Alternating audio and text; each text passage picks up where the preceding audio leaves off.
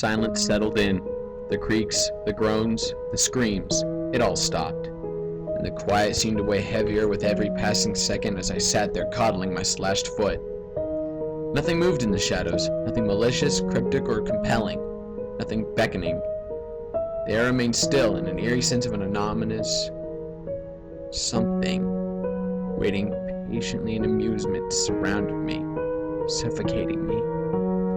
Whether a terrible fever dream or some twisted perversion of reality, the nightmare around me obviously had no intention of progressing until I made the next move. It, whatever it was, had grown tired of prodding and provoking, deciding instead to stand back and observe the effects of my torment. I wanted to see what I would do next, how I would cope with such a hopeless predicament, or if I would simply break. I would ordinarily say that entertaining the idea of some faceless, formless entity, let alone an ominous it, paints a portrait of textbook dissociative identity disorder. Then again, how many of those afflicted ever questioned their sanity? How many actually resisted the idea of their lingering other?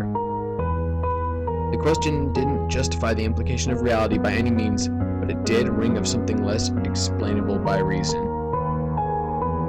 My fever was getting worse, and the pain in my foot was spreading, becoming a threatening numbness. Combined with my hunger, I wasn't going to last very long. I didn't like the idea of entertaining it at my expense, but I had to do something. I had to take care of the sickness if I wanted to survive, and the first aid kit in the emergency storage didn't have what I needed. So I chewed up a couple of painkillers, wrapped my foot in gauze, and hoped it would be enough to get me to the medical ward. Alternating between braving the pain of walking and the relative relief of crawling, I made my way through the remaining length of the corridor to the lower deck access elevator. Of course, right on cue, the cacophony of wrenching, clinking, creaking, and clattering in the middle distance continued. The screams returned as well, louder, clearer, and unmistakable. I attempted to outrun them, climbing down the elevator shaft's maintenance scaffolding and nearly falling to my death more than once, but it did me no good. The hallucinations, if they were hallucinations, continued to grow worse. They became aggressive and deliberate. Soon, the voices were joined by flashing visions of human forms, and not always familiar, standing in the visible gaps between broken and open airlock portals, turning corners and slinking away into the shadows. At first, they appeared ordinary, if distant, but began to deteriorate, growing grotesque, uncanny, and unsettling. They appeared again and again, sometimes bald, sometimes pale and thin, sometimes nude and covered in sickly yellow blotches, and sometimes combinations of these things. They wailed and moaned, shambled and wandered, hunched over and limp, all except for one. At the far end of the corridor, just before the next intersection, stood a small, frail-looking girl. She was bald like the rest, nude and pale, and the entirety of her eyes were a deep, solid gray like polished coal. She stood silently and smiled at me, wordlessly daring me to follow as she turned the corner, and I heard her playful giggle echo from the walls. I was terrified, but I had come too far to turn back. Afraid of losing her, I bolted through the remainder of the hallway, shivering every time a cold hand brushed over my skin and my injured foot screamed with pain. I staggered to a halt and rounded the corner only to find that she had disappeared.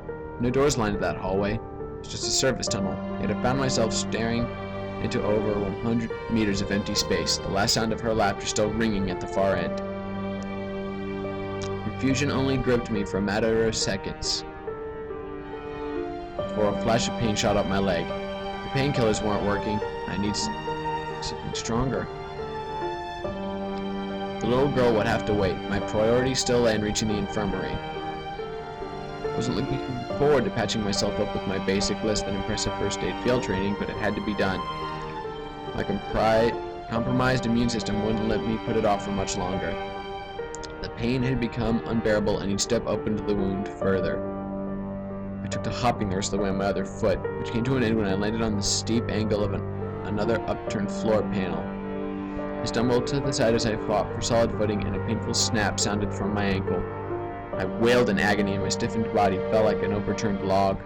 Through tears and breathless sobs, I shakily turned the flashlight on the sharp white of a compound fracture piercing my skin, and my brutally twisted foot trembled with the trauma.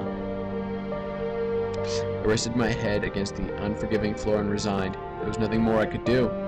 The addition of the new pain had effectively left me paralyzed. I could hardly move. There was no more denying it. I would die in these tunnels. Glorious.